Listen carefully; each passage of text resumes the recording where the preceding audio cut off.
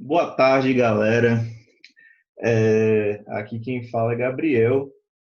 Eu sou professor e sou advogado também. E aproveitando esse momento de pandemia, que a gente, professor, acaba tendo acesso a esses instrumentos, né, que são instrumentos de aula à distância, né, instrumentos que proporcionam a possibilidade de a gente se familiarizar melhor, né, com essa coisa de vida. Eu resolvi criar esse, esse canal, que é um canal que vai servir para que em alguns momentos eu coloque as minhas ideias, eu comece a pensar. Gosto muito de fazer discussão sobre política, sobre direito, sobre relações de trabalho, né? E a gente vai tentar, muito através do debate aí com os alunos, muito através do debate do pessoal que conhece a gente fazer algumas discussões sobre o que está acontecendo nesse momento e sobre as transformações que estão ocorrendo, né, no mundo do trabalho. E esse primeiro vídeo que eu resolvi fazer, que é o primeiro, se você está assistindo, você vai ter a honra, né, de ouvir o primeiro vídeo que eu estou fazendo. Não sei se haverá um outro, né? Esse primeiro vídeo será para falar sobre a suspensão dos contratos de trabalho, a suspensão do contrato de trabalho que foi autorizada aí pela medida provisória 927 de 2020, em resposta à pandemia formulada aí pelo governo Bolsonaro, né? Para a gente fazer essa discussão, que é a discussão a respeito da suspensão dos contratos de trabalho, primeiro a gente tem que entender mais ou menos qual que como é que é montado, né, gente? Como é que é montado o sistema jurídico trabalhista brasileiro, né? A gente tem que compreender, inclusive, quais são as influências, da onde que vem esse sistema trabalhista, como é que ele é articulado, né? E como é que ele está previsto na Constituição, que é a Constituição de 88. Então, para a gente fazer essa discussão do modelo, como é que está montado o sistema trabalhista aqui do Brasil, a gente tem que pensar mais ou menos de onde que vem o direito do trabalho, né? O direito do trabalho que vem aí para regular as relações de trabalho, vem aí para proteger o trabalhador.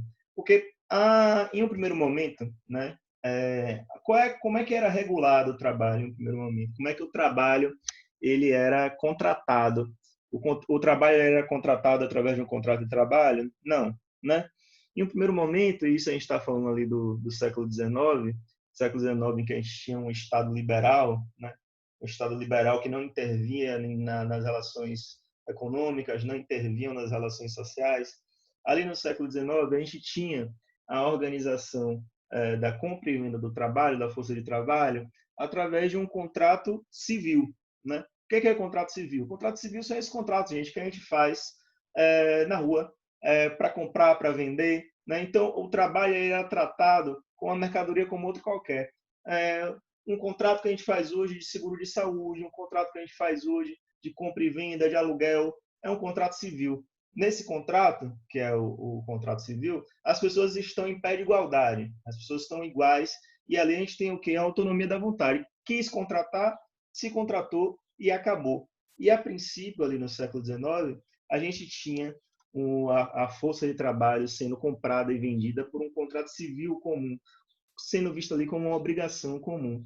Esse era um período em que os trabalhadores eles trabalhavam de 6 horas por dia, recebiam centavos, né? Os trabalhadores eles tinham um tempo médio de vida em alguns trabalhos, como o trabalho das minas ali na Inglaterra, um tempo médio de vida de 2 a 3 anos, né, de vida. Não tinham, os trabalhadores eles não tinham possibilidade de organizar sindicato, né? Inclusive, isso era previsto, o maior ordenamento que é representativo dessa época é ali na França a lei Chapelier que proibia a organização sindical. Então, os trabalhadores eles eram colocados, né, autonomia da vontade, autonomia da vontade, autonomia da vontade. Se a pessoa quiser vender 16 horas por dia, 16 horas por dia, Se a pessoa quiser vender 12 horas por dia, 12 horas por dia. Então, se a pessoa for colocada para trabalhar em condições insalubres, é colocada e pronto, acabou, não tem problema nenhum. E os trabalhadores, eles eram proibidos, era considerado caso de polícia, se eles se organizassem, né? Então, era proibida a organização do trabalho, aquilo que a gente chama de organização sindical, né? A gente tem uma alteração disso daí, que é o primeiro processo, o ponto inicial de alteração dessa situação, quando a gente tem a Primavera dos Povos, em 1848. Né? Tem várias manifestações, e aí passa-se a reivindicar um tratamento diferenciado para o trabalho. Né? E esse tratamento diferenciado é que vai fazer surgir o contrato de trabalho da forma como a gente conhece. Né? O contrato de trabalho da forma como a gente conhece, ele vai surgir a partir muito ali da construção do Estado de Bem-Estar Social, né? A gente vai ter a Primavera dos Povos em 1848. A partir daquele momento ali, a gente começa a ter uma autorização, uma possibilidade, que é uma possibilidade de organização sindical, né? Uma possibilidade de reivindicação, das pessoas se mobilizarem, fazerem greve, né? A regulação das greves, etc. E com a Primeira Guerra Mundial e depois a Segunda Guerra Mundial, a gente vai ter a construção da Organização Internacional do Trabalho, e a gente vai ter o surgimento do direito do trabalho, que aí a gente vai ter muito sistematizado o contrato de trabalho. O contrato de trabalho em que, vindo aí de uma tendência, que é a tendência do período, a gente vai ter um limite de carga horária de trabalho estruturada, a gente vai ter a possibilidade de organização sindical, sim, a gente vai ter uma proteção maior, um olhar que é um olhar diferenciado do direito em relação ao trabalho, que é um olhar em que o trabalhador ele vai ser mais protegido, né, gente? Tá. O que a gente vai ter, então, quando essa ideia, que é a ideia da existência de um direito do trabalho, ela está disseminada ao redor do mundo? A gente vai ter 3 modelos, né? O primeiro modelo é o modelo que é utilizado até hoje na Inglaterra, que é o modelo de convenções, né? Nesse modelo, o contrato, né, ele é uma decorrência da convenção coletiva. A gente tinha ali, no caso da Inglaterra, as trade unions, né? E as trade unions, elas faziam com que as trade unions, que eram os grandes sindicatos ingleses, aí a autorização da existência das trade unions, né? Depois dessa flexibilização, dessa permissão que os trabalhadores pudessem se organizar, as trade unions, os sindicatos, eles poderiam firmar convenções coletivas com os representantes dos patrões, os sindicatos patronais. Então, o sindicato trabalhador, eles sentavam na mesa, estabelecia ali uma convenção coletiva, né? Por exemplo, um metalúrgico. Né? Um metalúrgico, os sindicatos metalúrgicos, ele sentava, fazia uma convenção coletiva com o sindicato dos donos de empresas metalúrgicas. E aí ele se dizia ali, então vamos colocar os direitos. O salário base do metalúrgico é de 2.000 libras. A férias tem que ser uma férias de 45 dias. A aposentadoria tal, né? Então, todas aquelas relações sociais, elas são transformadas em um contrato coletivo, e o contrato particular, o contrato individual, ele é uma decorrência daquele contrato coletivo, né? Esse modelo, que é o modelo inglês, é um modelo em que ainda existe, né, uma certa abstenção do Estado. Não é o Estado que vai determinar qual é o direito, mas sim aquela convenção coletiva e etc. Né? A gente vai ter também, aqui no Brasil, a gente vai ter também um outro modelo, que é o modelo estatal puro. O modelo estatal puro é naqueles países em que tem uma legislação, essa legislação é a legislação que vai dizer quais são os direitos que existem e quais são os direitos que não existem, né? E a gente vai ter o modelo brasileiro. O modelo brasileiro é um modelo misto. No modelo brasileiro, a gente tem uma legislação que é a CLT. A CLT é a legislação e aí vai ter outras leis, né? Outras leis que garantem direitos, são as leis esparsas. A gente vai ter a legislação e, ao mesmo tempo, a gente vai ter também as convenções coletivas de trabalho, né? De forma que, qual é o direito que vai prevalecer? Vai prevalecer o direito que é mais benéfico ao trabalhador. Isso era como até então, a nossa regulação de direito no Brasil, ela previa, né, com várias fontes, não uma fonte que é uma convenção coletiva, uma fonte que é o direito estatal, né, decorrente ali da CLT. Então, no Brasil, a gente vai ter a Constituição, dizendo quais são os direitos mínimos constitucionais, a CLT e, além da CLT, as convenções coletivas. As convenções coletivas é a possibilidade, né, dos sindicatos poderem sentar e tratar a respeito das suas categorias, como que as suas categorias vão ser remuneradas, quais são os direitos que elas têm, quanto é que vai ser, como é que vai ser a hora extra, como é que não vai. Então, dar direitos diferenciados, por exemplo, aos carteiros, aos metalúrgicos, aos petroleiros, as diversas categorias de trabalhadores que a gente tem, né, fazendo parte da nossa sociedade. E aí, qual é a questão, gente? Desde a década de 90, a gente passa por um período que é o período neoliberal, né? No neoliberalismo, o que existe é um esforço, que é um esforço de desmonte daquilo que foi construído ao longo do estado de bem-estar social. O estado de bem-estar social ele vai fazer avançar vários direitos, direitos trabalhistas, expansão do salário, né, e expansão dos direitos previdenciários, possibilidade de aposentadorias. A gente vai ter a construção, por exemplo, mesmo na Inglaterra, país liberal, de modelos previdenciários robustos, né? Estruturas robustas previdenciárias. Na Inglaterra, a gente vai ter o chamado modelo Beveridge, de um deputado chamado Beveridge, que vai dizer que o cidadão inglês ele vai ter direito à Seguridade Social. A Seguridade Social é um direito do cidadão do nascimento até a morte, né? Era essa a ideia, porque desde a licença desde o salário maternidade até o auxílio caixão, até a pensão por morte. Então, desde do nascimento até a morte, o cidadão inglês ele era assegurado por um modelo de proteção social e uma expansão dos direitos, né? Uma expansão cada vez maior dos salários, etc. A partir do período neoliberal, a gente tem uma desconstrução disso daí, né? A gente vai ter uma desconstrução do que era o modelo de bem-estar social. O neoliberalismo ele se inicia em meados da década de 80, né, muito a partir dos governos, né, da Margaret Thatcher, do Reagan e do Pinochet aqui no Chile, né, da ditadura Pinochet no Chile. E um dos pontos centrais do neoliberalismo é justamente diminuir o salário da população, é fazer com que a população ela não tenha um salário menor, tenha menos direitos, né? E a gente sempre teve, né, desde a década de 90 no país, uma série de formulações, uma série de tentativas de reformas, uma série de alterações, tanto do ponto de vista previdenciário. A gente teve uma reforma da Previdência tocada ali pelo governo FHC, a gente teve uma reforma da Previdência tocada ali no começo do governo Lula, né? A gente teve várias micro-alterações à legislação trabalhista, e isso daí tem um significado que é um significado do neoliberalismo fazer o seu plano, né? Que é o seu plano de regredir, diminuir salário, diminuir as condições de vida da população, né? Sob uma visão que é a visão de que, aqui no Brasil, para controlar a inflação, é necessário fazer essa diminuição da capacidade de compra do povo brasileiro, né? Eu estou falando tudo isso por quê?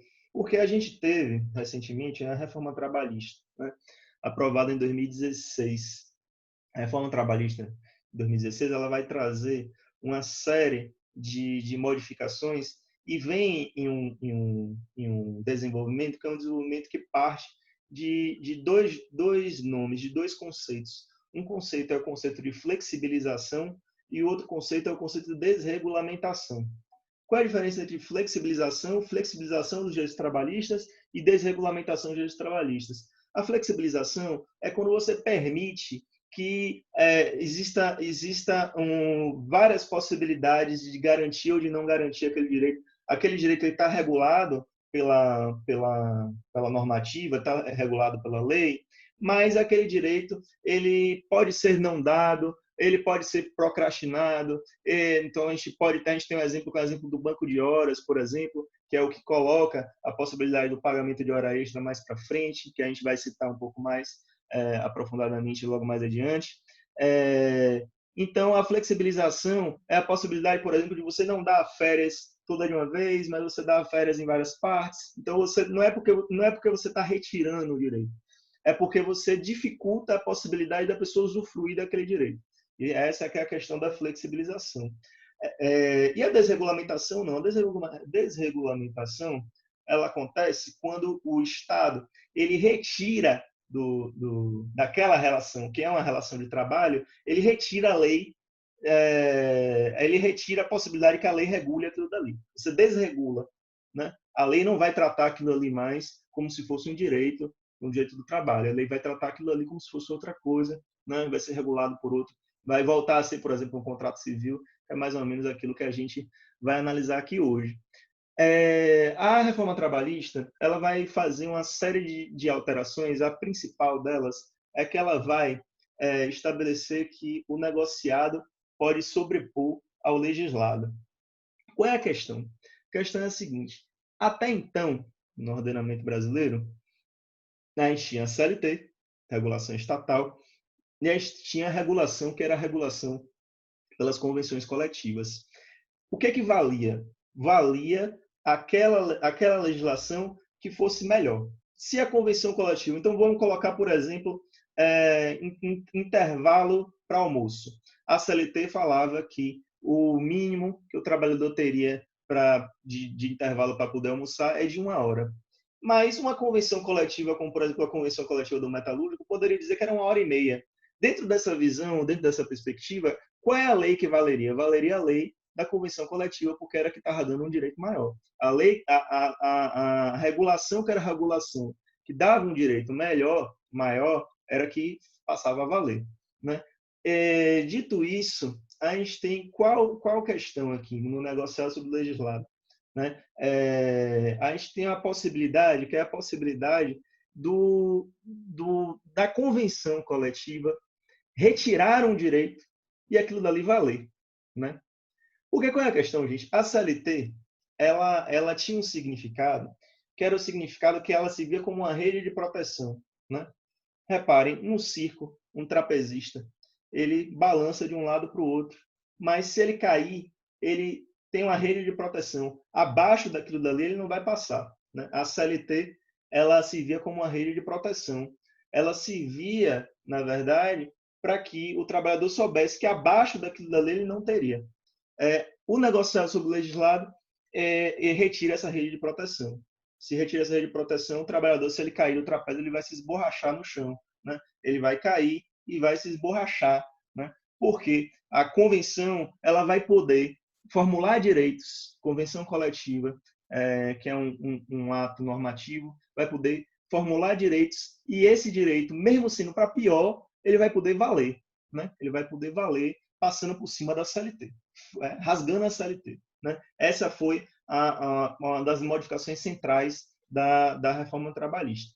Além disso, a gente tem outras modificações, um fim no financiamento sindical, a possibilidade, que é a possibilidade de flexibilizar as possibilidades de banco de horas, né? O que é o banco de horas, né, gente? O banco de horas é o seguinte: quando você trabalha, quando você pega e você passa do horário, você tem uma carga horária que é uma carga horária de 8 horas por dia.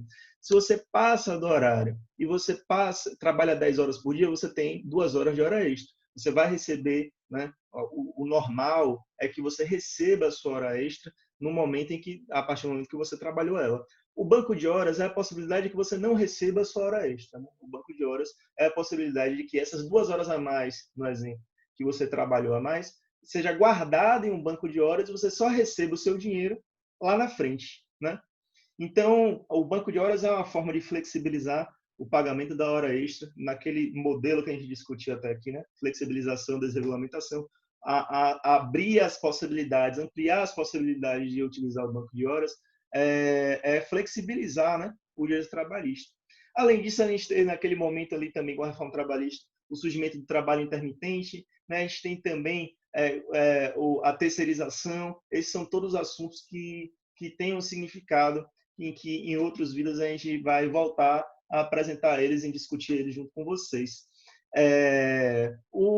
A terceirização ela significa uma possibilidade, né, de realmente tirar porque quando ocorre a terceirização ela retira direitos, porque é muito difícil você conseguir ganhar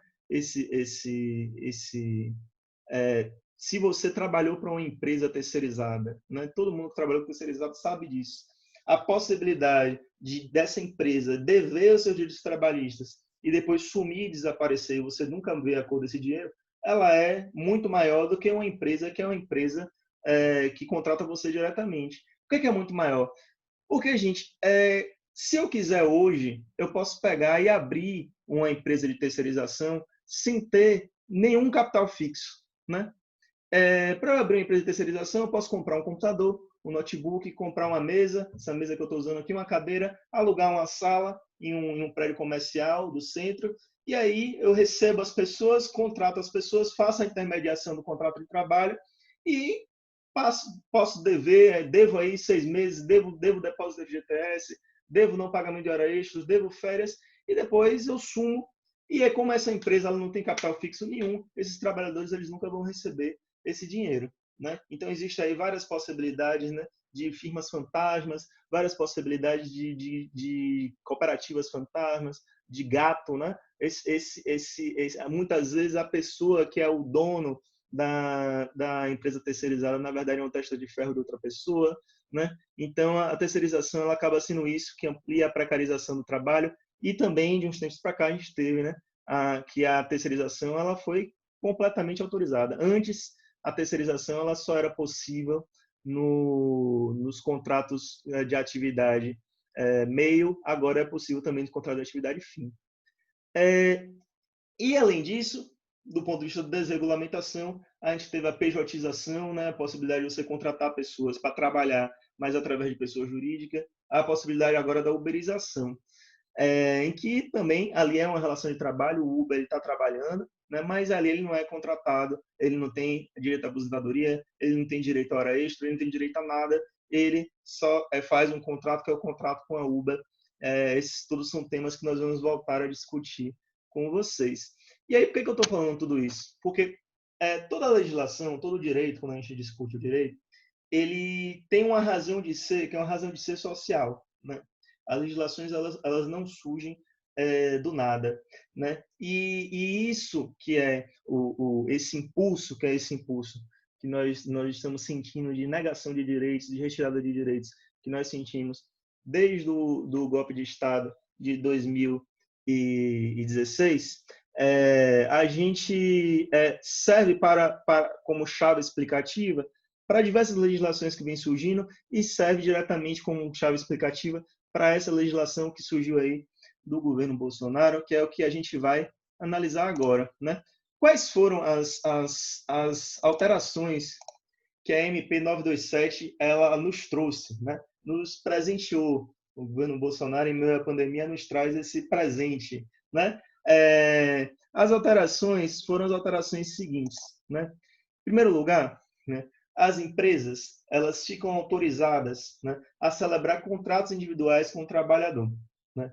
As empresas, então vamos lá. Lá no século XIX, na época lá em que colocavam as pessoas para trabalhar 16 horas por dia, né, colocavam uma pessoa no século XIX contratavam crianças para servir de bucha de chaminé, né? Muito legal. Você pegava uma criança, porque a criança era pequenininha, né? 8, 9, 10 anos, você botava uma esponja ao redor da criança e você colocava a criança para subir a chaminé, para desentupir a chaminé, né? Então, era muito da autonomia da vontade, porque a pessoa tinha muita vontade mesmo de subir aquela fuligem, né? Se sentia muito agraciada com aquela condição.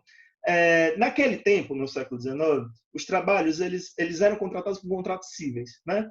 Olha o que acontece agora com a MP 927. A gente já falou aqui que o modelo brasileiro é o seguinte: relação de trabalho tem que ser contratado por um contrato de trabalho regulado pela CLT, ou contratado por uma regulação, ou é regulado pela CLT, ou é regulado pela Convenção Coletiva de Trabalho, né?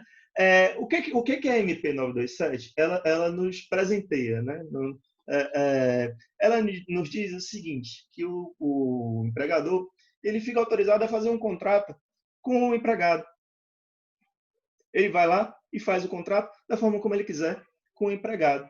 E esses contratos, eles vão ter preponderância em relação, isso está escrito na lei, que vai ter preponderância em relação aos acordos, convenções e toda a legislação infraconstitucional enquanto durar a pandemia. O que significa?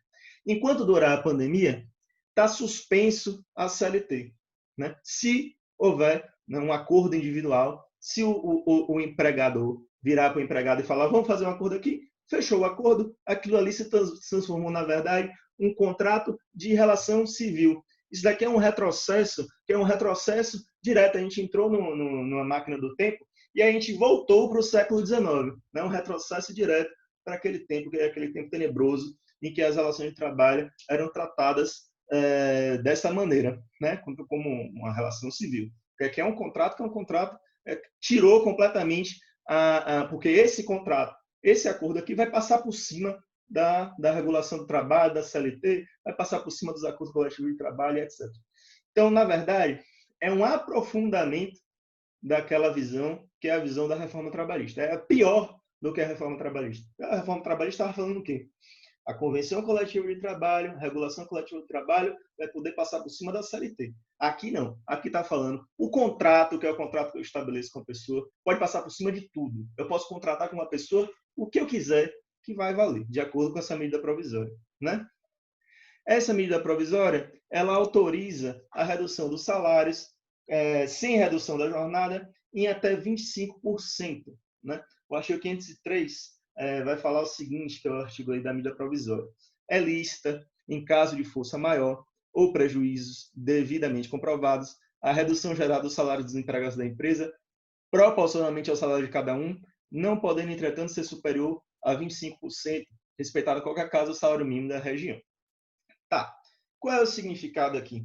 Eles pegaram uma partezinha da CLT que dizia o que é força maior, o que é estado de necessidade, e aí eles estão aqui dizendo, ó, a pandemia é estado de necessidade. Como é estado de necessidade, vamos suspender os contratos e diminuir os salários. Né? Essa que é a visão aqui da legislação. Isso daqui é tremendamente inconstitucional, porque a própria Constituição, então, esse ordenamento aqui, essa medida provisória aqui, ela não faz parte do ordenamento jurídico brasileiro. Ela é uma ordenação completamente alienígena, né? Alienígena e inconstitucional, né? Poderia ser uma legislação aí do Quênia, de Marte, do Brasil, não é? Por quê? Porque a própria Constituição, ela condiciona a redução salarial à negociação coletiva. Não tem como você, com um contrato individual, você reduzir, regredir salários, só pode fazer isso pela negociação coletiva do trabalho. Além disso, também a MP 927, ela permite o teletrabalho, falando que o teletrabalho ele pode ser adotado independentemente de acordo individual prévio ao coletivo. Isso daqui, gente, não é porque retornou para o século XIX. Isso daqui retornou para o século XVI. Né? Voltou para o absolutismo. Voltamos aqui para o período em que tinha senhor feudal e servo. Né? Porque aqui, independentemente da vontade, isso daqui é uma excrescência completa, é um absurdo completo, independentemente da vontade, pode ser determinado o teletrabalho, né? Da vontade individual das pessoas. Então, aqui voltou, né? Na verdade, é um período, aqui no Brasil, a gente não fala nem de senhor feudal, é o tempo da escravidão, né? O patrão determina, pronto, acabou, independente da vontade, mesmo que não esteja inscrito lá no contrato de trabalho, mesmo que não esteja inscrito que seria esse teletrabalho, mas só pela vontade do empregador isso daqui vai ser feito. Além disso, também flexibiliza a MP 927, flexibiliza a concessão de férias individuais e de férias coletivas, né? Possibilita a antecipação das férias individuais e flexibiliza a possibilidade de concessão de férias coletivas, sem o limite máximo de 2 períodos por ano, porque tem um limite máximo de 2 períodos por ano de concessão de férias, e sim a garantia mínima de 10 dias, né? E sem comunicação ao sindicato. Então, o patrão ele pode fazer o que ele quiser ali, retornar, conceder antecipadamente as férias, conceder quantas férias eles quiser. Então, desregulamentou completamente a CLT, desregulamentou completamente as relações legais que existiam até então. Além disso, a gente tem também a questão do banco de horas, né, que já tinha sido flexibilizado lá na reforma trabalhista, e volta ao ataque aqui. O banco de horas, a respeito do banco de horas, se diz o seguinte, que estabelecidos por acordo individual, novamente aqui, acordo individual do quê? Se o que regula o trabalho no Brasil, os parâmetros estão estabelecidos nas negociações coletivas e na CLT, esse acordo individual aqui ele não faz parte do ordenamento brasileiro, possibilita, através de acordo individual, a compensação das horas extras, 18 meses após, a partir do encerramento da pandemia. Pela lei atual, você tem que compensar o banco de horas, que já é uma flexibilização da reforma trabalhista, até 6 meses depois do serviço prestado. Aqui não. Aqui, eles colocaram que o banco de horas ele tem que ser compensado em até 18 meses após o fim da pandemia. Qual é o significado disso? O significado disso é assim, gente. Se você trabalhar hora extra, você trabalhou hora extra, 2 horas extras, 3 horas extras, seu patrão vai poder colocar você para trabalhar hora extra, o tanto que quiser, porque essa hora extra não vai ser paga, essa hora extra não vai ser paga, e só vai ser paga 18 meses após o fim da pandemia. O que é o fim da pandemia? Ninguém sabe. Fim da pandemia que é o quê? É quando todo mundo ficar curado, é quando todo mundo houve algum decreto, alguma decretação de estado de necessidade, não sei exatamente como se computa esse prazo, como que isso daqui vai ser discutido. Além disso, a gente tem aquilo que eu considero um dos maiores absurdos dessa legislação, tremendo absurdo, esse ponto aqui chega a ser criminoso, que é a suspensão de exigências em segurança e saúde do trabalho, como é o caso do exame médico ocupacional, como é o caso... Então, enquanto viger essa MP aqui, as normas regulamentadoras da saúde e da segurança do trabalho estão suspensas no Brasil. Essa aqui é a questão. Qual é a questão? O que é que tem? O que é que tem é o seguinte, gente. Por exemplo, uma pessoa que trabalha numa refinaria, né? A pessoa trabalha numa refinaria, numa usina nuclear, numa refinaria.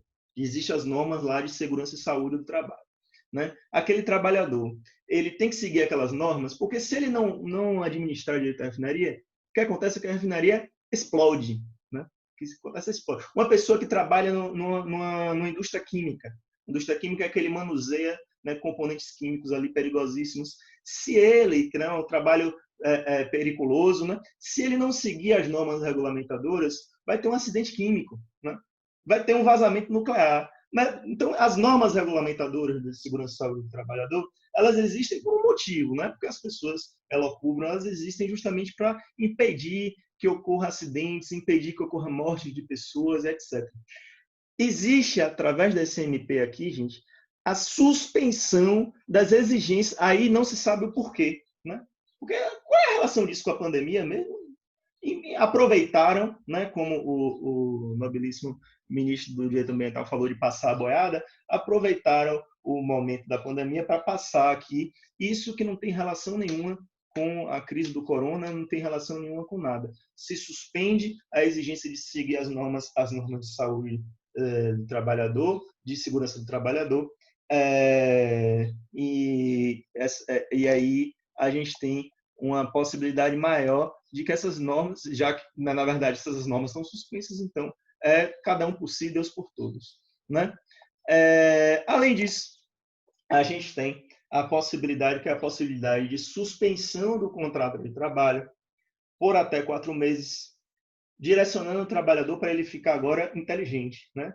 Preocupado com a educação da população que trabalha nesse país, que é regulado por um contrato de trabalho.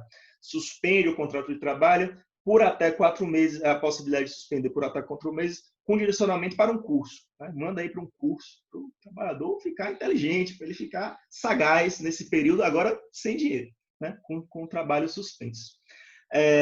Também existe a possibilidade de postergar o recolhimento da FGTS. Também existe a questão, que é a questão da prorrogação do acordo coletivo de trabalho por 90 dias. Se um acordo coletivo de trabalho acabar agora na CLT, não vai ser feito outro, né? Vai continuar valendo aquele anterior, né?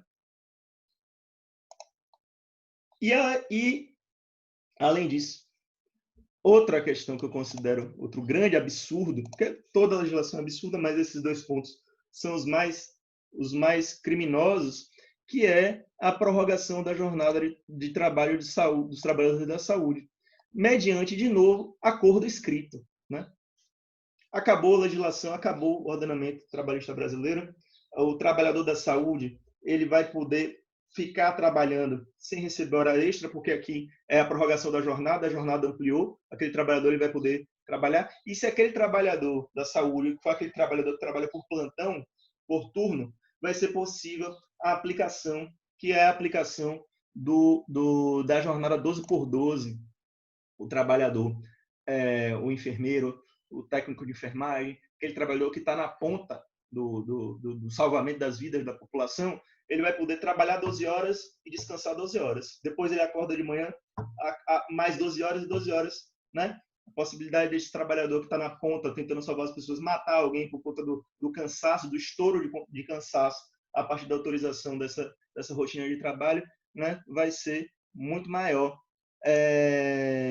E, além disso, a gente tem também a suspensão da fiscalização do trabalho por 6 meses. Qual é a questão? Não basta eles suspenderem, né? Eles suspenderam as normas regulamentadoras da saúde do trabalho, eles possibilitaram botar o trabalhador para fazer hora extra e não pagar nada, eles possibilitaram alterar os turnos. Além disso tudo, né? Se suspende a fiscalização. Não vai ter fiscalização do trabalho, né, para olhar o que está acontecendo ao longo do tempo dessa pandemia. Ou seja, ao longo dessa pandemia, os trabalhadores estão ao Deus dará, né? Por último, eles também descaracterizam a Covid-19 como doença ocupacional, né? A Covid-19 não vai ser considerada doença ocupacional. Se alguém, por quê? Porque se é considerada doença ocupacional, o trabalhador tem direito ao auxílio acidente, se ele ficar doente, né? É uma doença adquirida no âmbito do trabalho, ele vai receber o auxílio acidente, que é um auxílio que tem direitos maiores do que, por exemplo, o auxílio doença, né? Então, descaracteriza a Covid-19, não é doença ocupacional. O cara pegou no trabalho o problema dele, não é doença ocupacional. Então, eles retiram a possibilidade de que o trabalhador usufrua desse direito se ele ficar doente do Covid-19, né? Aí tá bom. Então, surgiu aí a MP 927, né? A MP passou a carreta aí em torno disso tudo aí, maravilha. E aí as pessoas reclamaram, né? Absurdo, tal. Então veio a MP 928. O que a MP 928 fez? A MP 928 concretizou melhor aquele ponto que era o ponto da suspensão do contrato durante 4 meses para encaminhar o trabalhador para o curso. Foi isso que eles mexeram, né? Colocando assim, durante o estado de calamidade pública, diz que se refere ao artigo 1º, o empregado e o empregador poderão celebrar acordo individual escrito, de novo, acordo individual escrito, tá afim, né? Tá afim de trabalhar 10 horas por dia, é como se fosse assim, aquele programa lá do Silvio Santos, né? Você trocaria essa televisão por esse chiclete? Aí a pessoa, sim, aqui não, aqui é assim, né? E aí, tá afim, quer trabalhar 10 horas por dia por um real a hora? Tá bom. Se acordou, fez acordo individual, tá bom. CLT, Constituição, pouco importa, né? O que importa é o que está sendo celebrado aqui pelo acordo individual. Então, durante o estado de calamidade pública, que se refere ao artigo 1º, o empregado e o empregador poderão celebrar acordo individual escrito, a fim de garantir a permanência do vínculo empregatício, que terá preponderância sobre os demais instrumentos normativos. Então, terá esse acordo individual escrito, vai ter preponderância sobre os instrumentos normativos legais e negociais, respeitados os limites estabelecidos na Constituição. O que é engraçado na legislação, gente, é engraçado as palavras, né? As palavras é muito engraçado. Essa palavra aqui do artigo 503.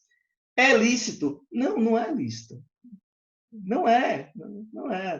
De acordo com o ordenamento brasileiro, não é lícito. Isso daqui que está escrito aqui não é lícito. Isso aqui é tudo menos lícito. Não é lícito. Aí eles falam, é lícito. É legal fazer um acordo individual? Não, não é. Não é. Isso daqui é uma bomba de insegurança jurídica. Né? Isso daqui é uma bomba completa. É uma destruição do ordenamento trabalhista brasileiro completamente. A gente tem uma questão aqui que é a questão da tremenda irresponsabilidade que é a edição dessa emenda, dessa medida provisória, da irresponsabilidade com a saúde da população, né, com a saúde da população que está enfrentando o Covid-19, né, porque o governo não está enfrentando nada, com a saúde da população e com a questão econômica do país, né? Há uma responsabilidade tremenda com a questão econômica do país, enquanto que todos os outros países do mundo estão preocupados em manter os salários para tentar reter, para tentar impedir que ocorra um colapso econômico.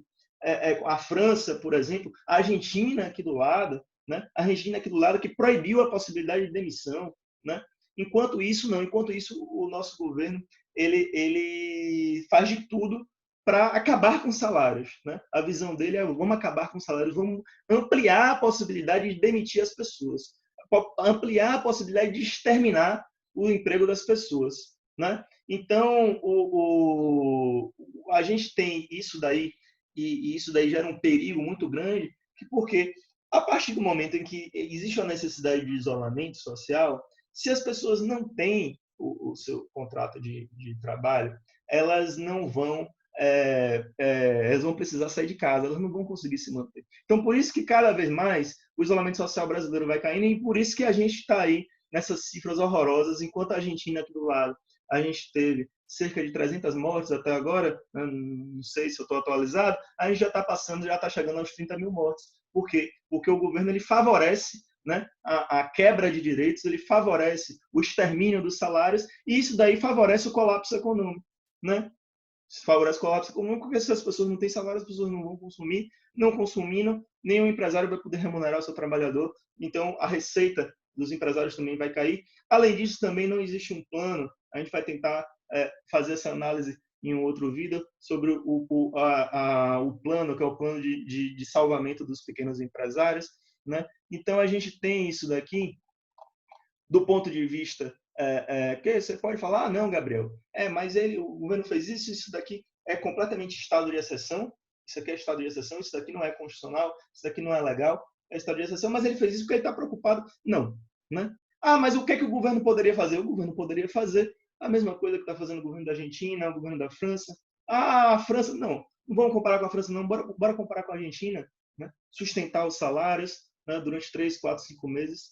O governo faz aqui jogar do lado do vírus, né? Jogar do lado primeiro, jogar do lado do colapso econômico, né? Jogar do lado da crise econômica e jogar do lado do vírus, jogar a favor do vírus, favorecendo que as pessoas vão para as ruas e possam se contaminar e possam morrer.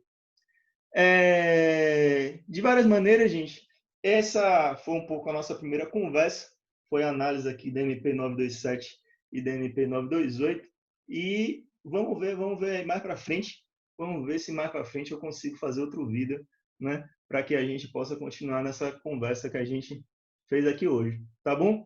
Uma boa tarde para vocês e até a próxima.